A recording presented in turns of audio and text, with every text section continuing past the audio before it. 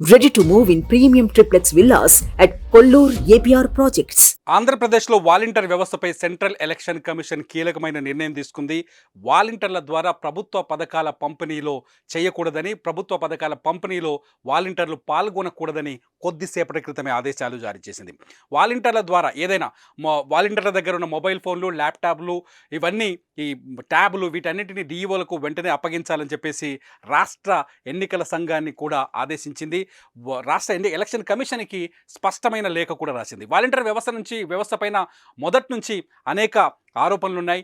ముఖ్యంగా ప్రభుత్వ పథకాల అమలు కోసం ప్రత్యామ్నాయం చూసుకోవాలని సూచించింది. అవసరమైతే నగదు బదిలీ ద్వారా ప్రభుత్వ పథకాలని కొనసాగించవచ్చని చెప్పింది.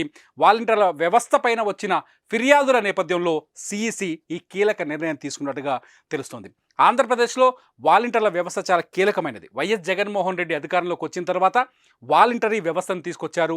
ప్రజలకి వాలంటీర్లు అందుబాటులో ఉంటూ ప్రభుత్వ పథకాలు కావచ్చు, ప్రభుత్వ నుంచి కావలసిన డాక్యుమెంట్లు కావచ్చు, ప్రభుత్వం తరఫున ఏ సహాయం కావాలన్నా వాలంటరీ వ్యవస్థ ద్వారా మేలు చేయాలి, వాళ్ళకి ఈజీగా ఆ ప్రభుత్వ సహాయాన్ని అందించాలన్న కోణంతో ఈ వాలంటరీ వ్యవస్థని తెరపైకి వచ్చింది. అయితే ఎన్నికల నేపథ్యంలో వాలంటరీ వ్యవస్థ పైన అనేక ఫిర్యాదులు వచ్చాయి. వాలంటరీ వ్యవస్థ పైన గతంలో పవన్ కళ్యాణ్ తీవ్రమైన ఆరోపణలు చేశారు. టీడీపీ కూడా వాలంటీర్ల వ్యవస్థ పైన ఫిర్యాదులు చేస్తూ వస్తుంది. ఎలక్షన్ల నేపథ్యంలో సెంట్రల్ ఎలక్షన్ కమిషన్ కూడా ప్రతిపక్ష పార్టీలు వాలంటరీ వ్యవస్థ పైన ఫిర్యాదులు చేశారు. అయితే వాలంటరీ వ్యవస్థ ఎలక్షన్ సమయంలో అందుబాటులో ఉంటే, వాలంటరీ వ్యవస్థ ఎన్నికల సమయంలో కూడా ప్రభుత్వ ఉద్యోగుల పేరుతోనే పని చేస్తే ఇది ఎన్నికల పైన, పోలింగ్ పైన, లేకపోతే ఎలక్షన్స్ నిర్వహణ పైన ప్రభావం చూపే అవకాశం ఉందంటూ మొదటి నుంచి ప్రతిపక్ష పార్టీలు ఎలక్షన్ కమిషన్కి కోరుతూ వచ్చారు.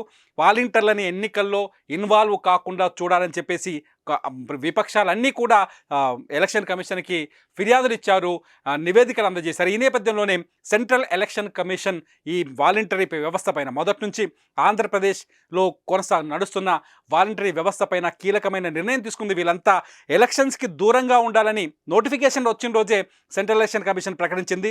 వాలంటీర్లు కావచ్చు, ప్రభుత్వం తరఫున పనిచేసే వాళ్ళు ఎవరైనా సరే, కార్యకర్తలు కావచ్చు, ఎవరైనా సరే ఎలక్షన్స్కి కానీ ఎన్నికల నిర్వహణకు కానీ దూరంగా ఉండాలని చెప్పేసి నోటిఫికేషన్ వచ్చిన రోజే సెంట్రల్ ఎలక్షన్ సిఈసి ప్రకటించారు. కాకపోతే ఆంధ్రప్రదేశ్లో ఉన్న వాలంటరీ వ్యవస్థకి రాజకీయాలు ముడిపడి ఉన్నాయి. ఆంధ్రప్రదేశ్లో ఉన్న వాలంటీర్ల వ్యవస్థ పైన అనేక ఆరోపణలు చేస్తూ వస్తున్నాయి ప్రతిపక్ష పార్టీలు. ఎందుకంటే ప్రభుత్వానికి అనుకూలంగా పనిచేస్తున్నారు, ప్రభుత్వం కోసం పనిచేస్తున్నారు, లేకపోతే వైసీపీ కోసం పనిచేస్తున్నారు, వైసీపీ పార్టీ కోసం పనిచేస్తున్నారు అంటూ అనేక విమర్శలు వచ్చాయి. విమర్శల నేపథ్యంలో వాలంటరీ వ్యవస్థ పైన ఇప్పుడు కీలకమైన నిర్ణయం తీసుకుంది సెంట్రల్ ఎలక్షన్ కమిషన్. ఈ నిర్ణయాన్ని ఆంధ్రప్రదేశ్లో ఉన్న ఎన్నికల కమిషన్ కూడా పంపించింది. వాలంటీర్లు ప్రభుత్వ పథకాల పంపిణీకి వాలంటీర్లను వాడకూడదు, నగదు బదిలీ పథకం ద్వారా, నగదు బదిలీ విధానం ద్వారా ప్రభుత్వ పథకాన్ని అమలు చేయాలని, వాలంటీర్ల దగ్గర ఉన్న మొబైల్ ఫోన్లు, ట్యాబుల్ని వెంటనే డిఈఓకి అప్పజెప్పాలని చెప్పేసి సెంట్రల్ ఎలక్షన్ కమిషన్ కొద్దిసేపటి క్రితమే నిర్ణయం తీసుకుంది. దీంతో ఇవాల్టి నుంచి, ఈ క్షణం నుంచి వాలంటరీ వ్యవస్థ గ్రామాల్లో కానీ, గ్రామీణ ప్రాంతాల్లో కానీ పనిచేయదు. వాలంటీర్ల ప్లేస్లో ప్రభుత్వ అధికారులే పనిచేస్తారు. ప్రభుత్వ పథకాల పంపిణీకి ప్రత్యామ్నాయ మార్గాలను ఎంచుకుంటారు. సాధారణంగా ఎన్నికల సమయంలో అన్ని రాష్ట్రాల్లో ప్రభుత్వ పథకాల పంపిణీ విధానం మారిపోతుంది. ఎందుకంటే ఎలక్షన్ కోడ్ వచ్చిన సందర్భంలో కొన్ని ప్రభుత్వ పంపిణీ పథకాల్ని నిలుపుదల చేస్తారు, కొన్నింటిని కొనసాగించిన పథకాల్ని మాత్రం అధికారులు నిర్వహిస్తారు. కానీ ఈ ఎలక్షన్స్ కొనసాగుతున్న నేపథ్యంలో మే 13వ తేదీన పోలింగ్ ఉంది ఆంధ్రప్రదేశ్లో. మే 13వ తేదీ వరకు ప్రభుత్వం తరఫున కార్యకర్తలు కావచ్చు, వాలంటీర్లు కావచ్చు, ఎలక్షన్స్ ప్రక్రియలో కావచ్చు, ప్రభుత్వ పథకాల పంపిణీ విషయంలో కావచ్చు పాల్గొనడానికి వీల్లేదు. ఇవాటి నుంచే వాలంటరీ వ్యవస్థ వెనక్కి తగ్గాల్సిన అవసరం ఏర్పడింది. సుమన్ టీవీలో మీ పర్సనల్ అండ్ బిజినెస్ ప్రమోషన్స్ కోసం కింది నెంబర్కి కాంటాక్ట్ చేయండి.